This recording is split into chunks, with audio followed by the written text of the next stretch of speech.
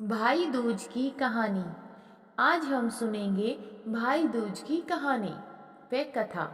भाई दूज क्यों मनाया जाता है और कब मनाया जाता है।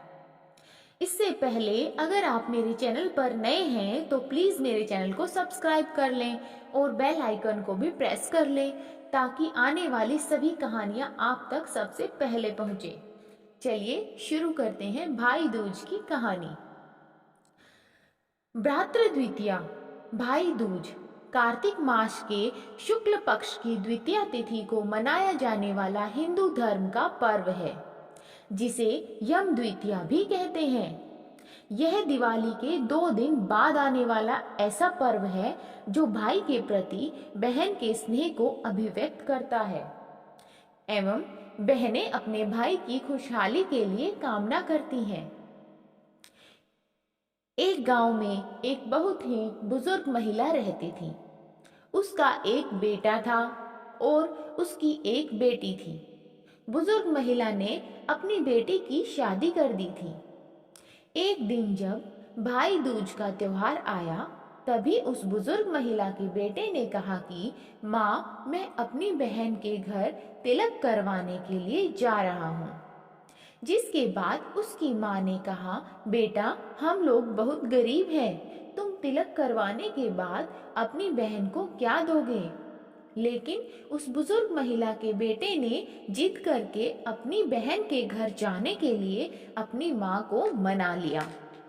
फिर वह भाई अपनी माँ की आज्ञा लेकर अपनी बहन के घर निकल पड़ा। जैसे ही वह थोड़ी दूर पहुंचा, तब उसको एक बहुत ही गहरी नदी मिली और वह उसे कहने लगी कि मैं तुम्हें अपने पानी में डुबोकर मार दूंगी, क्योंकि मैं तुम्हारा काल हूँ। जिसके बाद वह भाई उस नदी से कहता है कि तुम मुझे थोड़ी देर की मोहलत दे दो, मैं अपनी बहन के घर तिलक करवाने जा रहा हूँ। जब मैं वहां से वापस आऊंगा तब तुम मुझे मार देना। जिसके बाद वह नदी भाई को आगे जाने के लिए रास्ता दे देती है और फिर वह भाई आगे की ओर चल देता है। थोड़ी दूर पहुंचने के बाद उसको एक शेर मिलता है जो कहता है, मैं तुम्हें खा जाऊंगा। इसके बाद वह भाई शेर से कहता है कि अभी नहीं, मैं अभी अपनी बहन के घर तिलक करवाने जा रहा हूँ। जब मैं लौट कर आऊंगा तब तुम मुझे खा लेना। फिर शेर भी उस भाई को आगे जाने का रास्ता दे देता है और वह आगे की ओर बढ़ने लगता है। फिर कुछ दूर पहुंचकर उसको एक सांप मिलता है और वह भी भाई से कहता है कि मैं तुम्हें मार दूंगा। वह भाई सांप से भी वही सब बातें कहता है जो उसने नदी और शेर को कही थी। तो सांप भी भाई को आगे जाने का रास्ता दे देता है और भाई आगे बढ़ता है। थोड़ी देर बाद भाई अपनी बहन के घर पहुंच जाता है तो घर के बाहर से आवाज लगाता है, लेकिन घर के अंदर उसकी बहन सूत काट रही होती है और सूत को काटते वक्त उसका धागा टूट जाता है। और वहां के लोगों की यह मान्यता थी कि अगर सूत काटते वक्त धागा टूट जाए तो बाहर कोई भी बुला रहा हो, वह बिना आवाज करे और बिना धागा को जोड़े चली जाए तो वह व्यक्ति मर जाएगा।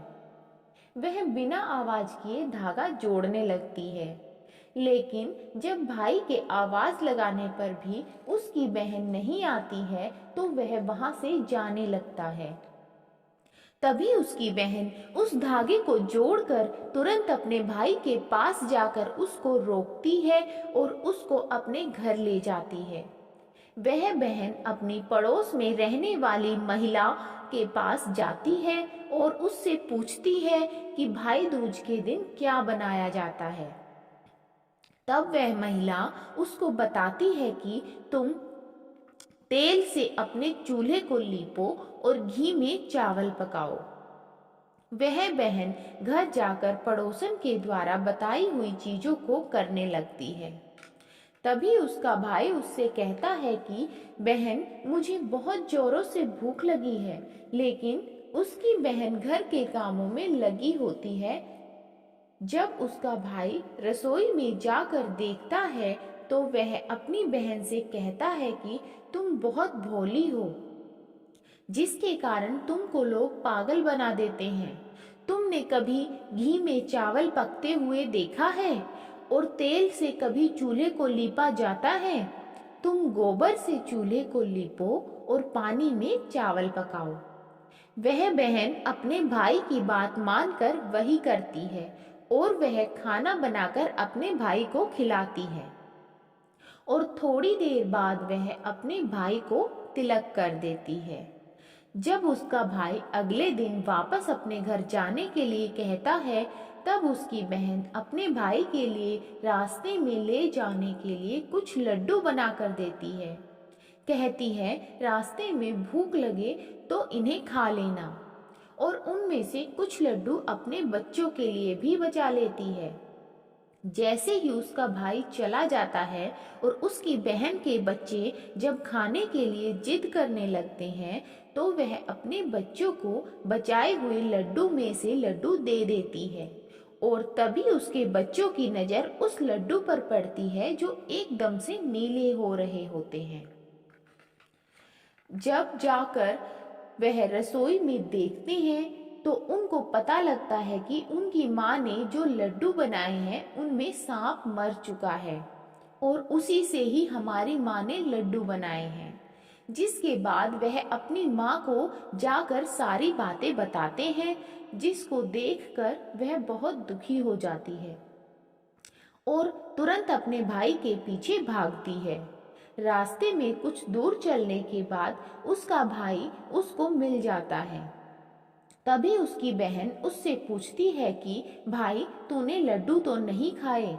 उसका भाई कहता है नहीं, और तभी अपने भाई को सारी बात बता देती है। लेकिन तभी उसका भाई कहता है कि तुमने मेरी जान आज तो बचा ली है, लेकिन तुम मेरी जान कब तक बचाओगी? और अपनी बहन को अपने साथ हुए रास्ते में सभी चीजों के बारे में बता देता है। उसकी बहन अपने भाई को अकेले नहीं जाने देती है और उसके साथ जाने के लिए कहती है। उसका भाई अपनी बहन को साथ आने के लिए मना कर देता है, लेकिन उसकी बहन जिद करके अपने भाई के साथ जाने लगती है। कुछ दूर चलने के बाद जब बहन को प्यास लगती है तो वह अपने भाई से कहती है, भाई मुझे पानी पीना है, तुम बहुत तेज प्यास लगी है। तो उसका भाई कहता है, यहीं पास में ही एक तालाब है, रुको मैं उस तालाब से तुम्हारे लिए पानी ले आता हूँ। वह अपने भाई को तालाब के पास नहीं जाने देती है और वह खुद ही अकेले तालाब के पास जाती है। जब वह तालाब के पास पहुँचती है तब उसको एक बुजुर्ग महिला मिलती है। वह बुजुर्ग महिला को तालाब के पास देख उसकी बहन उससे पूछती है कि आप कौन हैं? जब वह बुजुर्ग महिला बताती है कि मैं एक भाई का इंतजार कर रही हूँ, उसकी बहन ने एक सांप को मारा है, जिसके लिए मैं उसका काल बनकर बैठी हूँ। उसकी बहन उस बुजुर्ग महिला से अपने भाई की जान बचाने के लिए उपाय पूछती है, और तभी वह बुजुर्ग महिला उसे कहती है कि तुम अपने भाई को खूब गालियां दो और जब तक उसकी शादी ना हो जाए तब तक तुम उसकी सारी घात टाल दो, तो तुम्हारे भाई की जान बच सकती है। वह बहन तुरंत वापस जाकर अपने घर से एक मांस का टुकड़ा और एक चुन्नी और एक कटोरी में थोड़ा सा दूध लेकर अपने भाई के पास आती है और उससे कहती है, चलो। जैसे ही वह दोनों रास्ते में थोड़ी दूर चलने लगते हैं, उनको एक शेर मिलता है जिसने उसके भाई को मारने के लिए पहले भी रोका था। जैसे ही वह शेर उसके भाई को मारने के लिए आगे बढ़ता है, तब उसकी बहन शेर को एक मांस का टुकड़ा खाने के लिए दे देती है, जिससे शेर उस मांस के टुकड़े को खाने लगता है और वहां से दोनों लोग आगे चले जाते हैं। आगे पहुंचकर जब थोड़ी दूर पर वही सांप मिलता है तो वह सांप को अपने साथ लाई हुई कटोरी में दूध को सांप के आगे रख देती है, जिससे सांप दूध पीने लगता है और वह लोग आगे की ओर चले जाते हैं।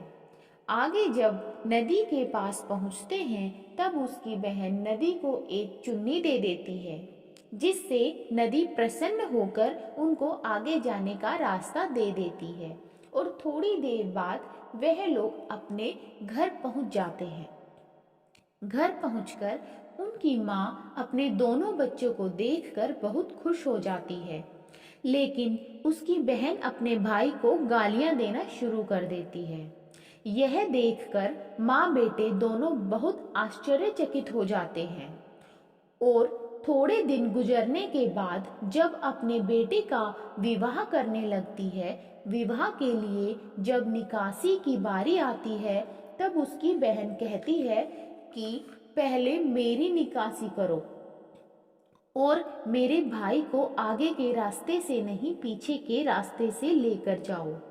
बहन के ऐसा बोलते ही आगे का दरवाजा टूटकर गिर जाता है, जिसको देखकर सभी लोग हैरान हो जाते हैं। और फिर जब फेरों की बारी आती है तब उसकी बहन कहती है कि पहले मेरे फेरे लो, मेरे भाई के बाद में। और ऐसा बोलते ही वहां पर आग लग जाती है, जिससे वह आग को बुझा देती है। और फिर जब उसके भाई भाभी अपने कमरे में सोने के लिए जाते हैं तो उसकी बहन कहती है कि मैं भी इन लोगों के साथ में जाऊंगी। सभी लोग बीच में एक पर्दा डालकर उसकी बहन को भी अंदर जाने देते हैं। तभी रात में एक सांप आता है, जिसको उसकी बहन एक डब्बे में बंद कर देती है और अपने भाई की जान बचा लेती है। और सुबह होते ही वह सभी को सच बता देती है कि वह ऐसा क्यों कर रही है, जिससे सभी उसकी बहन की प्रशंसा करने लगते हैं और उसका भाई भी अपनी बहन से बहुत खुश हो जाता है। और फिर उसकी बहन अपने घर वापस चली जाती है। धन्यवाद। कहानी अच्छी लगी तो मेरी वीडियो को लाइक करें, शेयर करें, चैनल को सब्सक्राइब करें और बेल आइकन प्रेस करना ना भूलें।